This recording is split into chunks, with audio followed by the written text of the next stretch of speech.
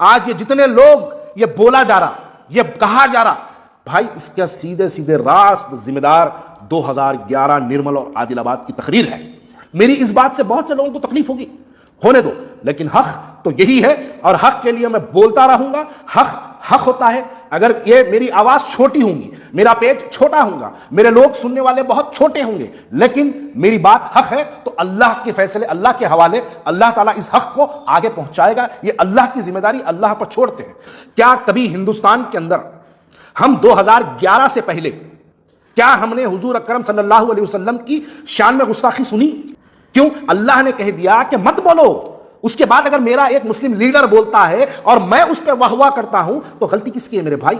اپنی دو کوڑی کی سیاست کو، آپ اپنی دو کوڑی کی پولیٹکس کے خاطر، آپ کو اس تقریر سے پہلے مہاراشٹر آپ کو نہیں جانتا تھا، اس تقریر سے پہلے آپ کو اتر پردیش نہیں جانتا تھا، اس تقریر سے پہلے آپ کو بہار، بنگال، گجرات نہیں جانتا تھا۔ آپ نے وہ تقریر 2011 میں ایسی ڈیلیور کی کہ وہ دیکھو بولنے کو کیا ہے، میرے سامنے بھی کیمرہ ہے، میرے سامنے بھی مائک ہے، ایسے بھی الفاظ بول سکتا ہوں کہ اگر میں بول دوں شام کے پرائم ٹائم میں رہتا ہوں۔ آپ اتنے جہاں مرد، آپ اتنے بڑے مرد مجاہد کہ آپ کورٹ میں 313 کا جب سٹیٹمنٹ ہوا آپ کا 313 میں بولے نو مائی لارڈشپ، میں ایسی کوئی تقریر نہیں کرا، بولے آپ میمورنڈم دیے، اے سی پی کو ایسا مسکراتے ہوئے میمورنڈم دیے جیسا کوئی شادی کا رخصہ دے رہے۔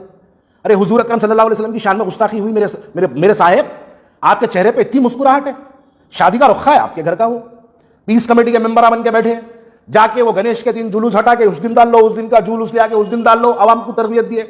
کہاں ہے میرے بھائی صاحب؟ کیوں نہیں نکلتے آپ؟ کیوں جلوس لے کے آپ نکلو، آپ نکل کے جاؤ، ڈی سی پی کہنے جاؤ، سی پی کہنے جاؤ، ڈی جی پی کہنے جاؤ، شہر حیدرآباد کو جیسے میلاد کی ترغیب دیے تھے جلوس کی، ویسا نکلو، جاؤ پولیس اسٹیشنوں میں احتجاج درج کراؤ۔ نہیں کر رہے کیا آپ لوگ خالی اس حد تک محدود رہ گئے، یا پھر آپ کو آپ کے سیاسی آخاؤں نے اس حد تک محدود کر کے رکھ دیا؟ ارے آپ کے سیاسی آخاؤں کو چھوڑو، یہ دونوں جہاں کے عالم کے آخا کا معاملہ ہے۔ حضرات آئے دن ہم کو یہ مناظر دیکھنے پڑتا ہے کہ حضور اکرم صلی اللہ علیہ وسلم کی شان میں گستاخی،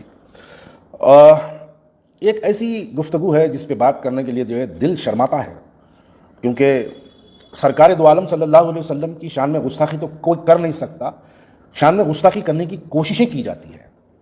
میں 2 دن سے واٹس ایپ کھولتا ہوں تو کئی لوگ مجھے جو ہے اس گستاخ رسول کی جو ہے ویڈیو بھیجاتے ہیں مجھے، تو میں اب تک کہیں وہ ویڈیو ڈاؤن لوڈ کیا نہیں، کیونکہ مجھے وہ سننا بھی دل نہیں چاہتا۔ لوگ حیرت کریں گے یہ بات کو جان کے، حیدرآباد کا ملعون گوشہ محل کا ایم ایل اے، میں یہ نہیں جانتا آج تک کہ حضور اکرم صلی اللہ علیہ وسلم کی شان میں کیا گستاخی کیا۔ مجھے ہزاروں کی تعداد میں مجھے ویڈیوز، جب ویڈیو آتی میوٹ کر دیتا ہوں، اسکرول کر دیتا ہوں، میں نہیں سننا چاہتا کیونکہ دل گوارا نہیں کرتا۔ وہ ایک ایسی مقدس یعنی حضور کی شخصیت کے بارے میں کیا کہا جائے، حضور کے بارے میں کیا کہا جائے، اس کے لیے کچھ نہیں ہے۔ ہاں یہ بات سچ ہے کہ کچھ لوگ حضور اکرم صلی اللہ علیہ وسلم کی شان میں گستاخی کی کوششیں کرتے ہیں، اللہ ان کے چہروں کو خنجیر بنا دے، اللہ ان کو نیست و نابود کر دے۔ شہر حیدرآباد کی عوام قابل مبارکباد ہے کہ جب ایسی کوئی ملعون یہ ہمارے پاس کوئی ایسی حرکت کرتا ہے تو اس کو شہر حیدرآباد صرف کوئی سیاسی جماعت نہیں، شہر حیدرآباد کے نوجوان سڑکوں پہ نکلتے ہیں اور بھرپور احتجاج کرتے ہیں۔ یہ ایک بات قابل تعریف ہے کیونکہ وہ ہمارا ایمانی جذبہ ہے، ہمارا دل ہے، ہماری سرکار دو عالم صلی اللہ علیہ وسلم سے ہماری محبت ہے جس پہ احتجاج کرتے ہیں۔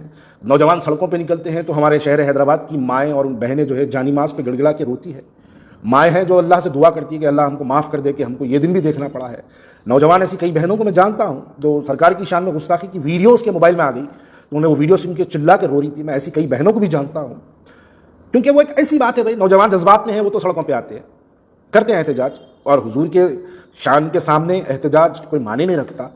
کیا کر سکتے ہیں؟ ہماری جان ان پہ سے قربان، ہمارا مال ان پہ سے قربان، ہمارے ماں باپ، ہماری اولاد، سب کچھ ان پہ سے قربان، اس کا کوئی مقابلہ نہیں ہے۔ لیکن اللہ تعالیٰ نے قرآن مجید میں سورہ نساء میں یہ بات واضح طور پہ کہہ دیا ہے کہ تم ایسا مت کرو ورنہ ایسا ہوگا۔ اس کا مطلب اللہ تعالیٰ نے قرآن مجید سورہ نساء میں اس بات کو ذکر کر دیا ہے، حکم دے دیا ہے کہ تم ایسا مت کرو ورنہ ایسا ہوگا۔ اس کا مطلب اگر تم ایسا کرو گے تو ایسا ہونا تو لازم ہے، کیونکہ وہ اللہ کا حکم ہے۔ جب اللہ کا حکم سورہ نساء میں اللہ تعالیٰ نے یہ بات کو فرما دیا، کہہ دیا، حکم دے دیا کہ تم کسی کے مذہب کے ماننے والے دیوی دیوتاؤں کو، ان کے بتوں کو، ان کے جس کو بھی وہ عقیدہ رکھتے ہیں ان کو غلط مت کہو، تاکہ وہ تمہارے حقیقی خدا کو پلٹ کر غلط کہے۔ اس کے ذمہ دار تم ہو گئے۔ ویسے ہی اللہ تعالیٰ نے ایک قوم کو اللہ تعالیٰ نے ایک حکم دیا تھا کہ ہفتے کے دن اس تالاب سے مچھلی نہیں پکڑنا، لیکن وہ قوم جمعے کی رات کو جالا ڈال کر مچھلی پکڑ جالے میں مچھلی پھنس جاتی تھی، ہفتے کے دن چھوڑ دیتے تھے، اتوار کے دن نکالا کرتے تھے۔ وہ اللہ کے حکم کی نافرمانی کرے تو وہ قوم کو اللہ تعالیٰ نے بندر بنا دیا۔ یہ واقعات اسلامی تاریخات میں ہے۔ اس کا مطلب یہ ہے کہ سورہ نساء میں اللہ تعالیٰ نے جب کہہ دیا ہے کہ تم یہ کام مت کرو، تو لہٰذا آپ کو یہ جو تقریریں سننی پڑ رہی ہے، یہ اب محترم حضرات، میری ویڈیو سننے والے ناظرین، میرے پیارے بھائیوں، میری امت کی بہنوں، میرے نوجوان مسلمان بھائیوں، بشمول میں بھی اس جلسے میں تھا۔ میں یہ بات پوچھنا چاہتا ہوں، کیا کبھی ہندوستان کے اندر ہم 2011 سے پہلے کیا ہم نے حضور اکرم صلی اللہ علیہ وسلم کی شان میں گستاخی سنی؟ ہم سنتے تھے کس پیمانے پہ؟ کسی